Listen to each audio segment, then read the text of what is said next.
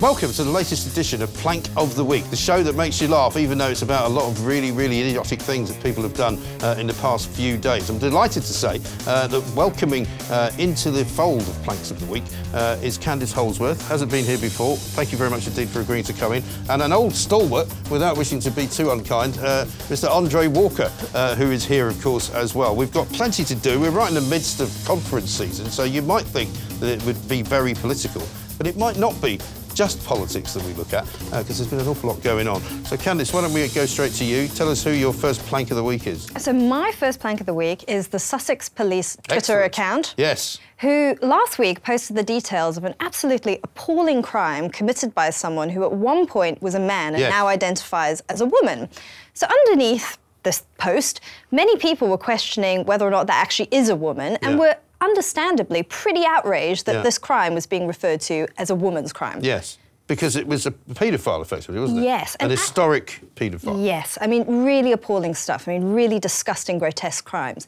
Anyway, Sussex Police's response was, regardless of the crime committed, we will not tolerate any misgendering, which was pretty hilarious because actually the crimes could not have been physically possible if this person was a woman. So actually the crime was very, very, very relevant to the person's gender. And anyway, they reversed course when Suella Braverman told them to stop policing pronouns. Yes. But for me, my big problem there was, it was like the attitude of a bully, you know? It was like total contempt for ordinary people, obedience towards a politician, you know? Like, kick down, kiss up. Yeah. And I had a real issue with that. The problem as well with part of the way that they were responding to people, and I don't know if you saw any of this, Andre, but they were kind of alluring to the fact that you might get arrested if you don't stop making these connections between the fact that this woman was, in fact, a man at the time the offences. Well, you're lucky it was Sussex, actually, because had this been Police Scotland, which is now really not an independent body in any meaningful sense, they would have come over and got you. I mean, I have to say, and I've said this before, perhaps on Planks of the Week, but you know, I was watching the BBC, which I shouldn't have done, and there was somebody on there who said the following thing: "I know having a penis doesn't make me any less of a woman." And I thought, oh, it does a bit. Come on, like, just a bit. Slightly. Right, you've got to but also, if you don't agree with that statement, you are some kind of hateful individual that could be in some way prosecuted for not believing that what they've said is true. Well, I said to Julia Hartley-Brewer on The Breakfast Show once, why don't we just agree we'll all be women, and then there can be the fragrant, voluptuous ones and the fat, hairy ones. Yes. And we'll just have, they'll all be women, but there'll be two types of women. I think that's the obvious solution. Well, I now say to almost everybody, if I get into any Twitter spats, which I get into quite frequently, if they accuse me of being something or other, I'll just say, no, I don't identify as that, I'm afraid. I'll just identify as something else, and then you can't make that argument, can you? There was a Conservative MP who once identified as a traveller on the grounds he lives in both Westminster and his hometown, and that avoided him prosecution when he was critical of one or other particular amazing. group. But this is the thing. I mean, I wonder as well whether a lot of these organisations, because we were talking about this the other day, they've been advertising the NHS for social media partners or what do they call them? Champions. Yeah. You know, people basically can put out their Twitter account. And I wonder if they hire these incredibly woke people to run the Twitter account because they're so woke.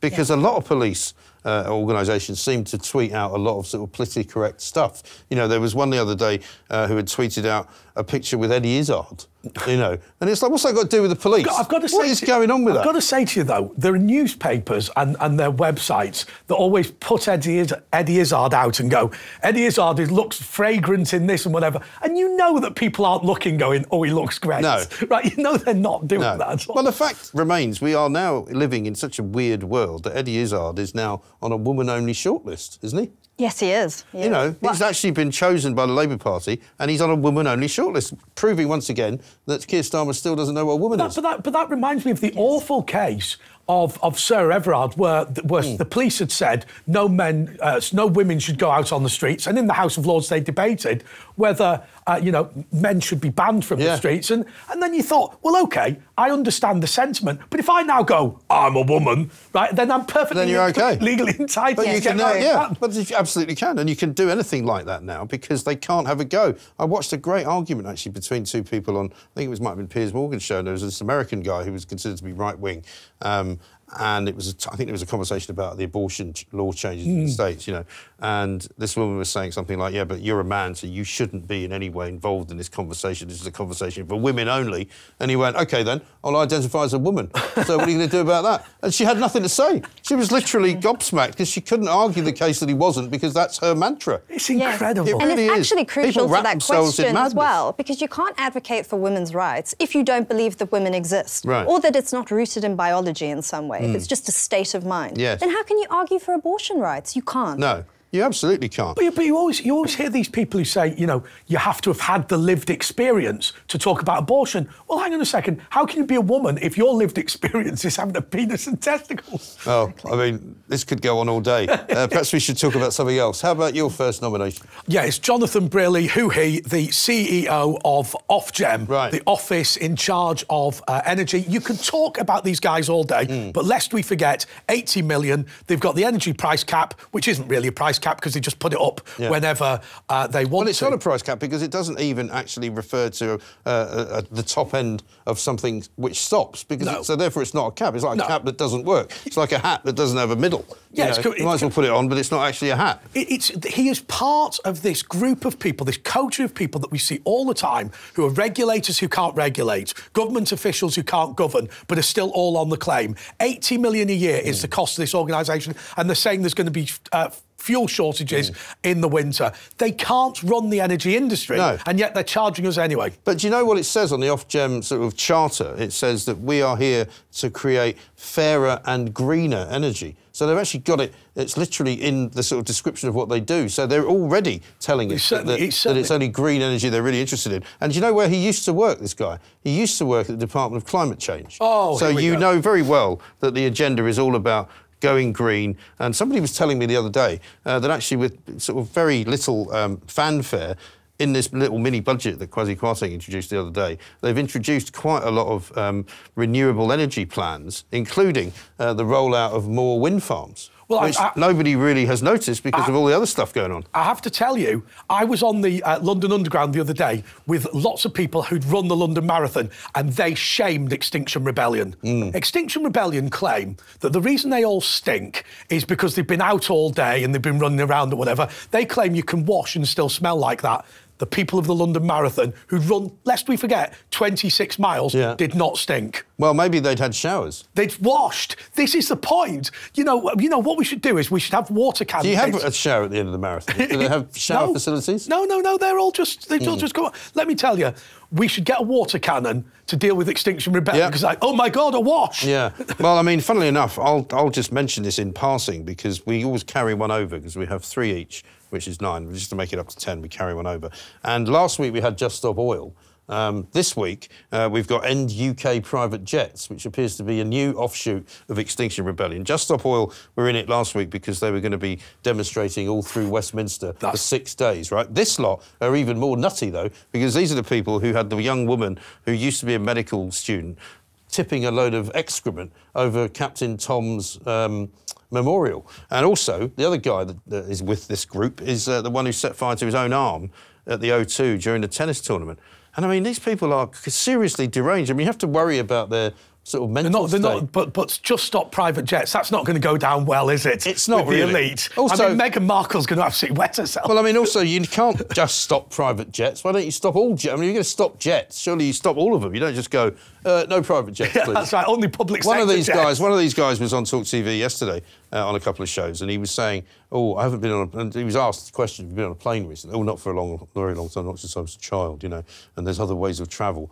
Well, there's not other ways of travelling to Malaysia. I mean, you know, unless you've got like 6 months to spare, if you need to go to Singapore for a conference or you have to go somewhere for business, you're not going to be able to get there without getting on a plane. Yeah. But do you remember the way that they destroyed that thing that they were hoping to do for the Queen's funeral? They were going to put her on a steam train and take her across the country so people could pay their respects. Right. But they were worried that the Stink Bomb Rebellion were going to glue themselves to it or something. So instead, she was taken by plane, which I'm sure was not the environmentally friendly option. Well, I mean, to be fair, I don't think anybody cares about the environmentally friendly option when you're ferrying the coffin of the Queen around. I mean, I think that's probably right. I think if you ended up taking it by horse and cart, from, you know, Edinburgh down to London, people would have been slightly, perturbed by that. But you know, all these groups now are all these kind of, you know, offshoots of one, offshoot of another. Extinction Rebellion now apparently planning another week of action.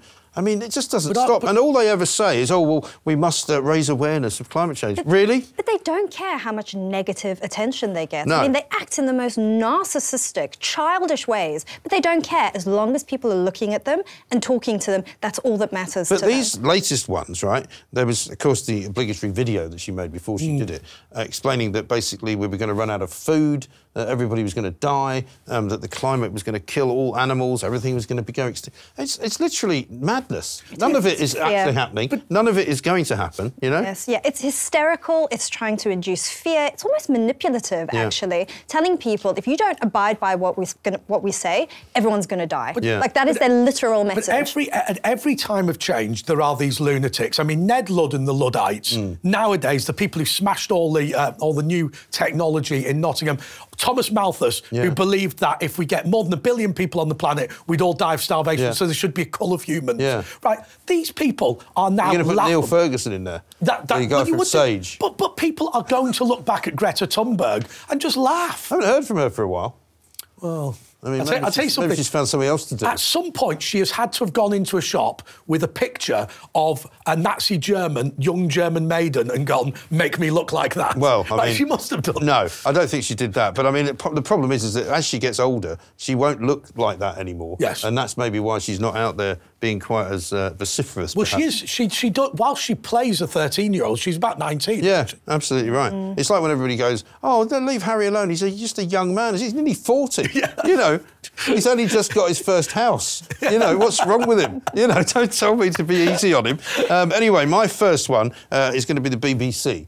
They appear very often on this show, as you might not be surprised. But this time, not just for one thing, but for 3 different episodes, right? The first is Question Time, which used to go out and everybody used to watch it on a Thursday night. I think hardly anybody now watches it on a Thursday night, and I'm not. I'm one of those that used to watch it religiously, and now I don't bother. But they did have a bit of sort of what you might call afterburn, because they had some woman in the audience who claimed that she was young, which she was, that she was about to buy a house, which we don't know whether she was, and she said that she'd gone to the Building Society and the offer originally had been a 4% mortgage and it was now going to be 10.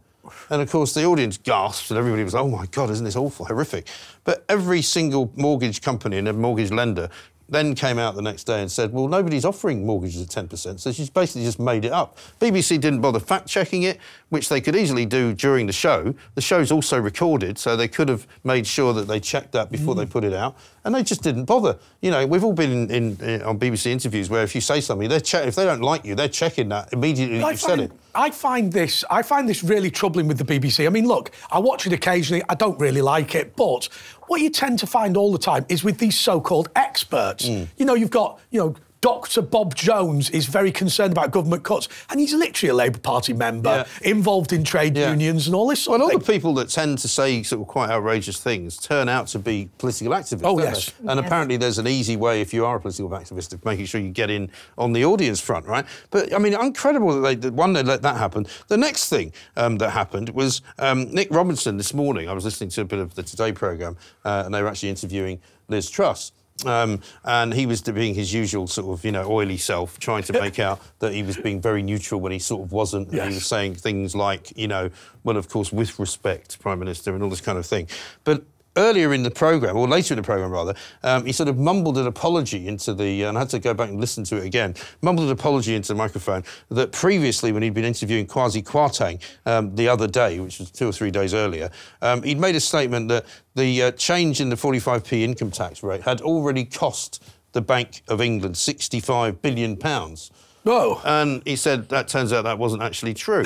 So not only is he correcting himself, he said something that just wasn't true. And you might remember there was a case a few weeks ago, and it was when Dominic Raab, I think, was being interviewed, and it was way back to when Boris Johnson was still Prime Minister. And they were talking about Partygate and all this. And there was a guy, there was a cleaner who worked for one of the civil service buildings. who had died of COVID, right? And they made out that he was working in Downing Street, and Robinson more or less accused Dominic Raab of killing him, and said, you know, it was all of your sort of profligacy, allowing people to party all the time. It was because of that this poor man lost his life. How does that make you feel? He really pushed him to say how sorry he was. It then turned out that the guy wasn't in Downing Street at all. He was a cleaner in a completely separate government department in Whitehall, and he was nowhere near Downing Street. So, I mean, clearly they just come out with this stuff without any kind of checking, without working out. And then the final thing that they did, and this was only yesterday afternoon, and this was told to me, so I had to listen to it separately, on their programme PM, they were having a conversation about what you should do if you discover that somebody is sort of overusing their energy. So, like, you know, presumably, if somebody's got an electric lawnmower or something and you're out mowing the lawn, you should be reported to the local sort of authorities for, you know... It was like when they said that you should be reported having a party or if you were breaking COVID rules. I mean, what sort of world do they want us to live in, these BBC bozos? Well, and as well, isn't there a misinformation unit there as well? I mean, quite a few people say... Yeah, it's called the news department. Well, quite a few people say, well, isn't this one for you guys? You know, it's like the stuff being spread around. Yeah. You know. Oh, no, they love... It's like fact check, isn't it? They love telling you that you've got something wrong, but they don't actually admit it when they get something wrong, and they tell you you're wrong when you're actually right. But I've always said that fact checkers are the most dishonest people of them all, because there can be nothing more dishonest than lying about your motivation for being there. Right. And all the fact checkers are left-wing activists. Yes. So their purpose is to shut up right-wingers. But I have to say, look... You know, when I go upstairs to the talk radio studio and see Mike Graham's operation, you know, you've got 2 or 3 guys there, right? The BBC has an army of people. And so when they make a mistake, I mean, if you make a mistake, you'll be castigated for it. If they make a mistake, it's because, you know, 400 of their people have allowed that mistake to happen. Yeah, I did a thing on BBC Scotland the other week. They wanted me to do something on Kwasi's budget. I think it was on the same day. Or maybe on the Monday, I can't remember. Anyway, I basically said, look, the problem with the pound is nothing to do with the budget. It's everything to do with city slickers and people in the currency markets making an absolute fortune. You know, they're all buying new Ferraris next year because they made so much money on that Friday shorting the pound. And I said, if you look at it, it was actually 108 before the budget, and it's 108 now. Yeah. And within, like, a minute, the guy came back to me and said, that's not true. We've checked it, it wasn't 108. On Thursday night, which is what I'd said, it was 108 Friday morning. You know, so they tried to make out that my entire argument, therefore, was wrong because I'd made a mistake about what time the pound had gone to 108. You know, so they were able to check stuff literally like that. I had a go at the BBC, though. This was quite funny. Right, they said that they wanted to prosecute anybody that gave misinformation about vaccines. And I said, are you going to prosecute the Department for Health then? Right. And they said, well, why would we prosecute them? And I said, well, if you go onto the government website, it says that if you've received the vaccine outside the United Kingdom, Canada, America, or the European Economic Area, then the vaccine is not valid, right? And I said, well, how is a vaccine administered in Moldova not going to work in a way that it would in France? And the BBC said, no, that's not true. And then they came back having fact-checked it, and they said, that is absolutely true. The government website claims that if you get this in Australia, it will be an entirely different thing. And also now, I mean, we've got the COVID inquiry kicking off today. I don't think much happened, but, you know, as we go through the whole kind of process of finding out what happened and why it happened and all of that, there's going to be loads of stuff coming out that was completely wrong, that we were told that shouldn't have been done. I remember Neil O'Brien, the MP, was conducting a sort of a witch hunt of any journalist that he thought wasn't cooperating with the government. And you thought, what are we living in China? That was a low point. Mate. I remember that. And he gave an interview boasting about it to the Sunday Times. Named Julie Hartley-Brewer as one of the chief kind of protagonists of the denial. It was a chilling moment. Yeah, it was horrible. Know, I mean, for older journalists who've got a lot of confidence who are on that list, maybe they could withstand it, even though it must have been stressful. But for younger journalists, that would have just shut them up, basically. What about the journalists on the TV all the time, I'm not going to name any in particular, but who was saying that, oh, it's so dangerous not to have the vaccine or whatever. And, you know, it's also dangerous to be obese, right? Like, you know, lose some weight, pal. Yeah, it's also dangerous to drive at high speed, but, you know, some people still manage to do that without dying. Who's your second nomination? Well, it's interesting we're talking about misinformation because that's to do with my second nomination. It's Jacinda Ardern's speech at the UN. Oh, yes. Where she spoke about governments needing to tackle disinformation and misinformation online. She has form on this. I don't know if you remember, she did a speech in New Zealand where she told people that we will be your sole source of information, yes, the government. You don't need to read anyone else. In fact, you shouldn't read anything else. Yes. It's sort of this like smiling authoritarianism. You know, I'm doing what's best for you. As we've seen and as we were just discussing, misinformation and disinformation are not neutral terms. No. You know, things can be labelled as misinformation or disinformation that could just be politically difficult for somebody, such as Hunter Biden's laptop. Yeah. That was labelled as disinformation. No. Turns out it's 100% true. Yeah. Misinformation was slapped on the social media posts of very credible doctors like Carl Hennigan who questioned lockdown. Yeah. None of what he said was misinformation. So for her to think that she has all the knowledge about what is right and what is good is just ridiculous. It's authoritarian. Yeah. I don't know if she is being authoritarian or she just thinks she's entitled to that view, but I think we really need to push back. This is the same woman, by the way, who told you, and this is when I do my Jacinda Ardern impersonation, don't talk to your neighbours, just don't talk to them. And it was like, you know, don't lean over the fence, don't look at them, don't, you know, acknowledge them. When you get home, just go straight in, don't talk to... I mean, it was unbelievable. She was like literally telling you not to do what would be considered normal social activity. Crazy, with like that smile, that demented smile, you know, sort of like kind of Nurse Ratched, I'm sorry to be personal about her, but I mean, I can't avoid it because she's been a plank on quite a few occasions. We're talking about disinformation and misinformation. My favourite was when the tech giants got rid of Parler for screenshotting stuff that took place on Twitter. Yeah. And you think, oh, God, it's happened on Twitter, but Parler was the one that was completely destroyed by it. Who's your second one? So I was thinking about, and I know maybe it's not this week, I was trying to gem it in for stuff this week, but Gary Neville, yeah, he's always general, a good one. He's always good. I just, you know, I think actually he's a particular plank for the following thing.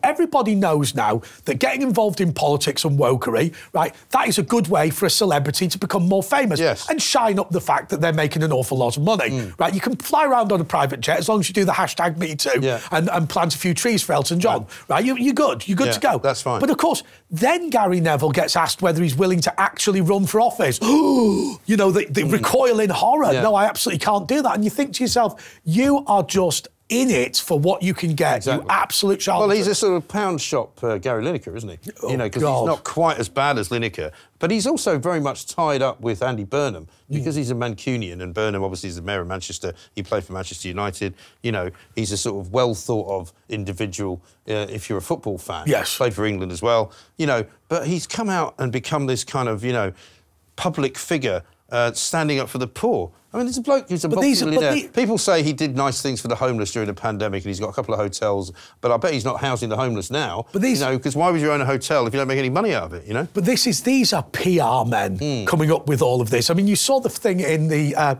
was it the film Bruno, where it was like, you know, go to a PR agency. What charitable cause should I get involved in? Oh, go for Darfur. Where is it? Oh, it's somewhere in Asia or something. Right, you know, not interested, don't care. But, I mean, but of course, it's good for the image. Well, the great thing about Neville as well is that he kind of lost a bit of his credibility because he was a really good pundit, actually. He was on Sky TV, he used to do all the football matches, and he was considered to be a reasonable footballer. But then he took a managerial job down in Spain at Valencia, and I don't think he won a game.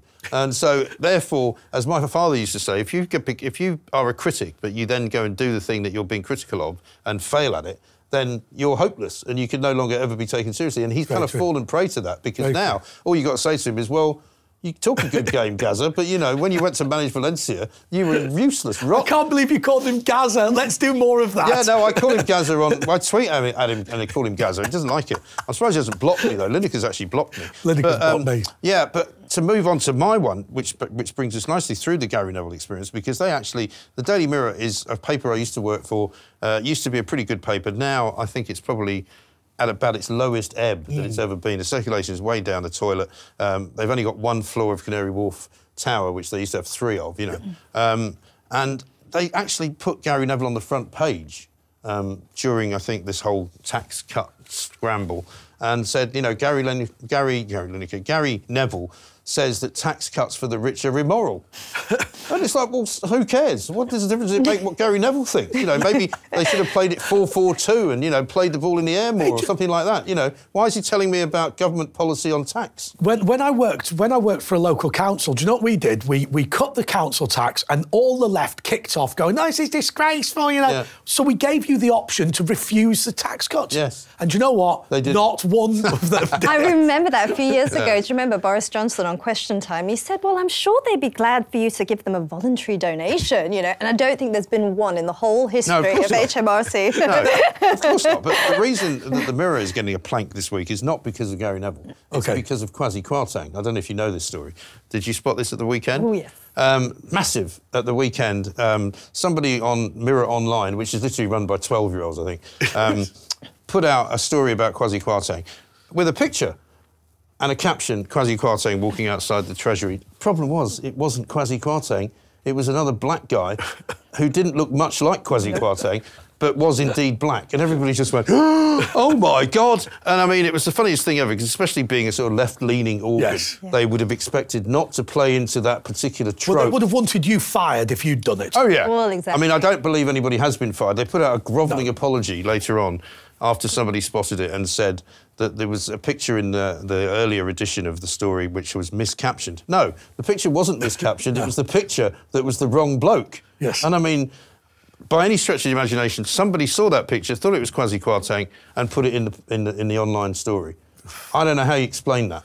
It was shocking. Right? How do you explain that? Well, it's just, I mean, at the end of the day, what annoys me, first of all, obviously, you know, they're employing kids, which actually is because it's slavery. They're paying them no money. It's slavery wages, isn't it, really? You know, people look round at all these journalists and assume they're doing well. I mean, well, I was talking to Kevin O'Sullivan the other day about this, because he was raging about a piece in the Mail Online in which it said that, you know, London nightlife was dying because nobody had any money.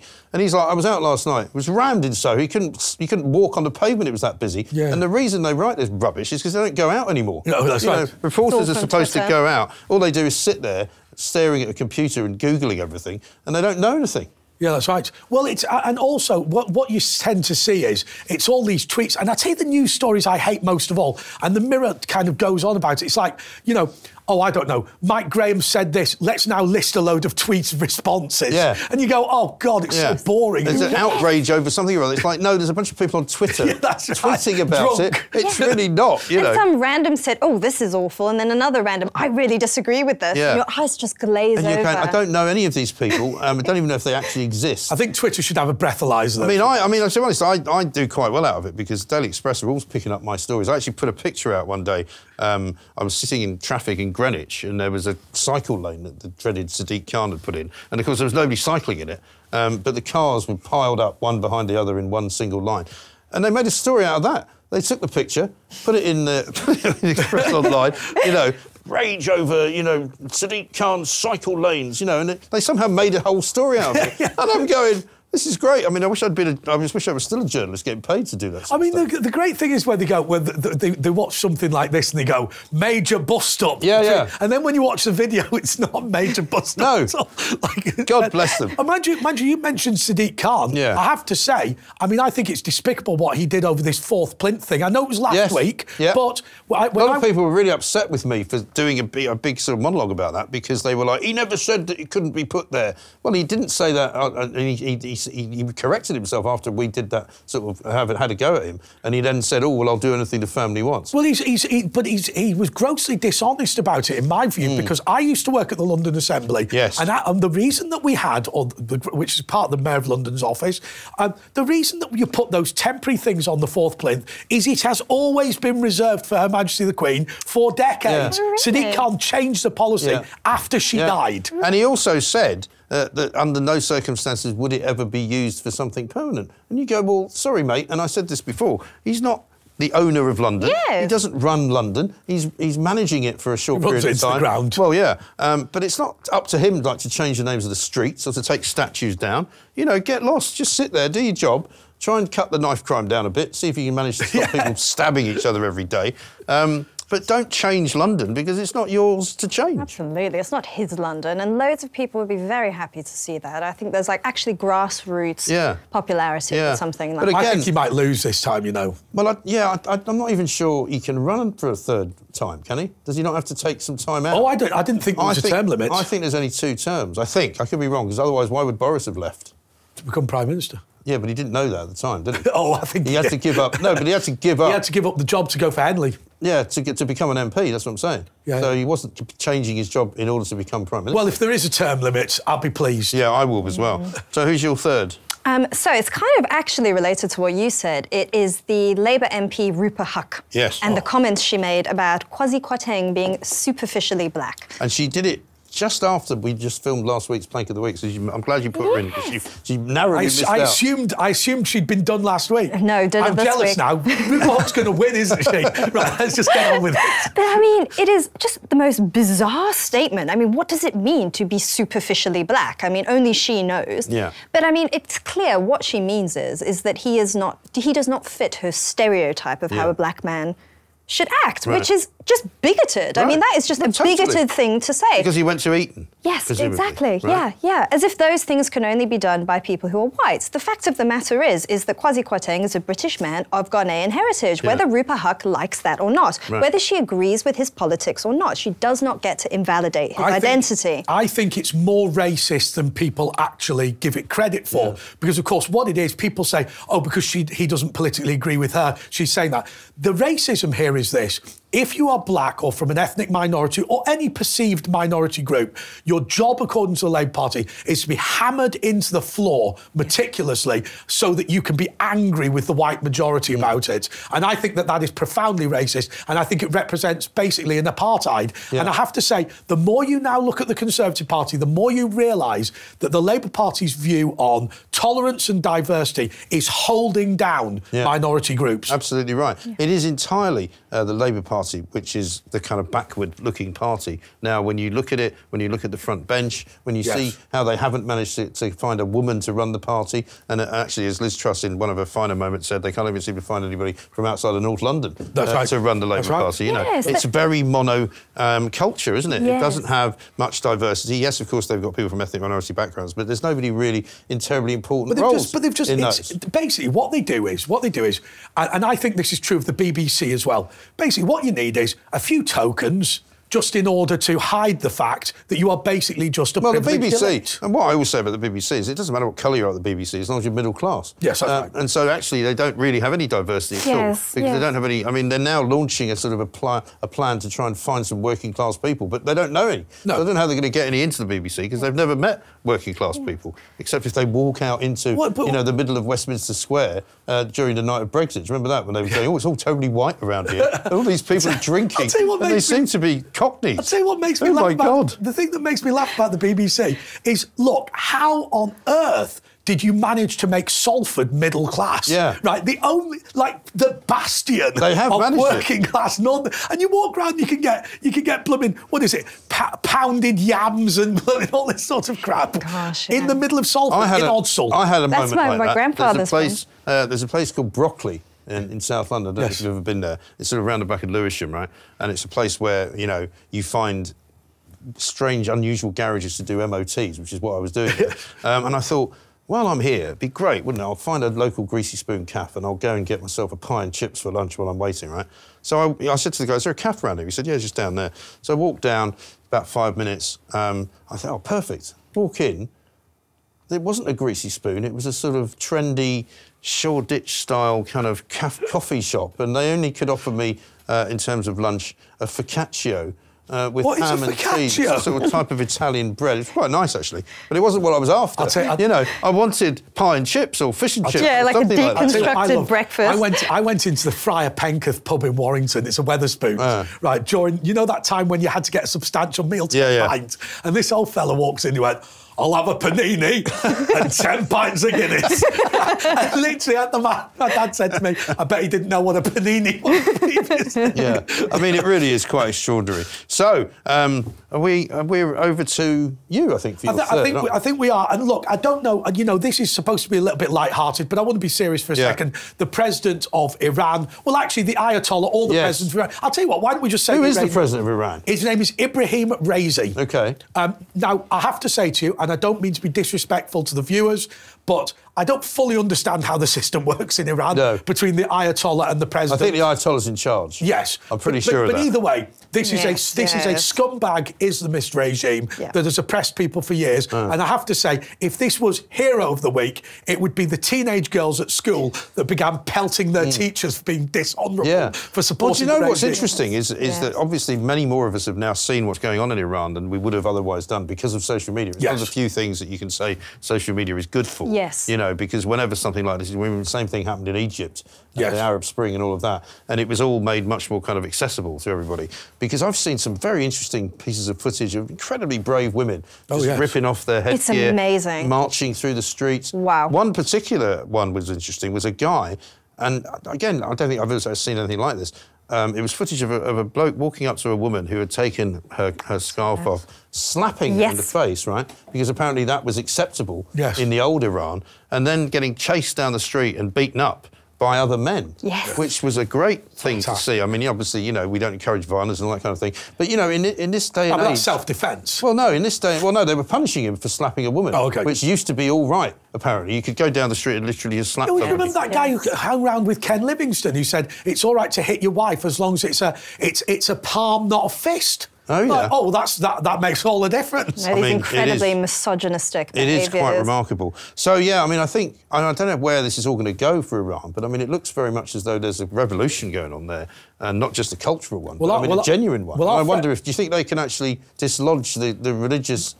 Well, that would be incredible. Our friend Maya Tuzi, he's obviously was born in Iran, and I hadn't realised... His dad still lives there, doesn't he? Yeah, he left when he was 14. Yeah. He believes that the reason his father's still alive is because he's a YouTube star, and the Iranian government, you know what these people are like. Yeah. But Maya's sentenced to death in Iran. Is he? Yes.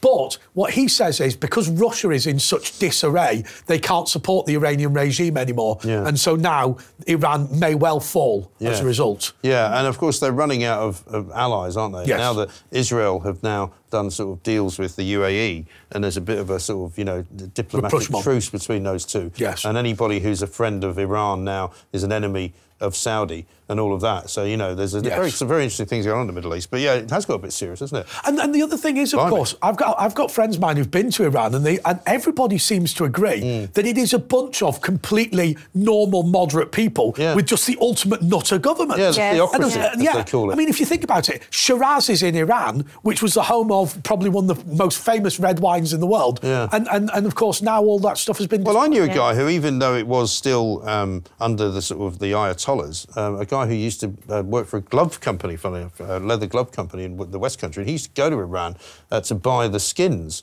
off the sort of the tribal chieftains somewhere in the middle of nowhere. Yes. And I'd go, what? And he'd like fly into Tehran and he'd sort of get into some kind of Land Rover and go up into the hills and buy all this stuff from these guys who were incredibly wealthy because, of course, they sold it all to everyone. So, I mean, everyone would want...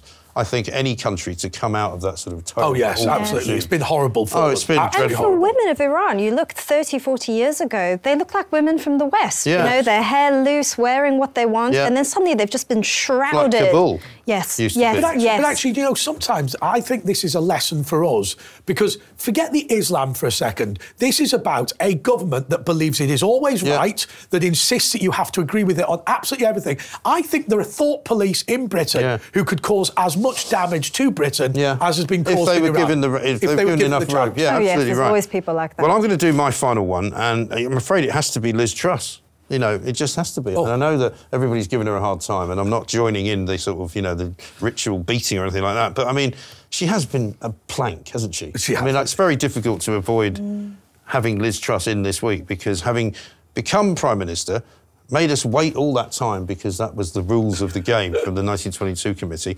And then we're really ready, we're going to hit the ground running, and then the Queen died, and it was like, oh, OK, then, well, maybe we won't hit the ground running. We'll give that another 10 days, and then we'll really, really get going. And then we really got going. And she was actually very good in Prime Minister's questions, I thought, the first and only one she's done with Keir Starmer. I thought she lost him, and that was fine. But then we got the mini-budget, and somehow they've managed to turn a massive cash giveaway into something that's unpopular. And I'm not quite sure how they've done it. You know, it's like if you normally give billions and billions and billions of pounds away to the people of the country, they all go, this is great. Then you get accused of buying an election. Maybe people are more addicted to different type of public spending now. Because remember, you know, Rishi Sunak gave us free pizzas, didn't he? Or half-price pizzas. He gave us the eat out to help out, and then shut the pubs anyway. Yeah, but then, I mean, it was so schizophrenic, all of that policy. Yeah. And now, of course, and I don't blame her for this, but now she's getting sort of kiboshed by all Rishi Sunak supporters who have never forgiven her for beating him, it would seem, and are now working behind the scenes to make sure that nothing she does actually ever works. But the main reason really has to be that on Sunday, at the 11th hour, they made a decision to do something they said they would never do, right? So instead of actually keeping the 45, whether you think it's a good idea or not, I personally thought it was quite a good idea because it would have made more money, and you know, it certainly wasn't the poor that were paying for it, right? Yes. So in the end, the whole point about what she did was to put a marker in the ground and say, we are now a Conservative government again. We are going to be more friendly to people. We're going to reduce tax, right? And that's going to be helpful to the budget. And then suddenly, and I think it was Harry Cole from The Sun who spotted some kind of ashen-faced, you know, young Downing Street aide at night, quite late at night on Sunday, to find out that they were going to reverse it. But is this...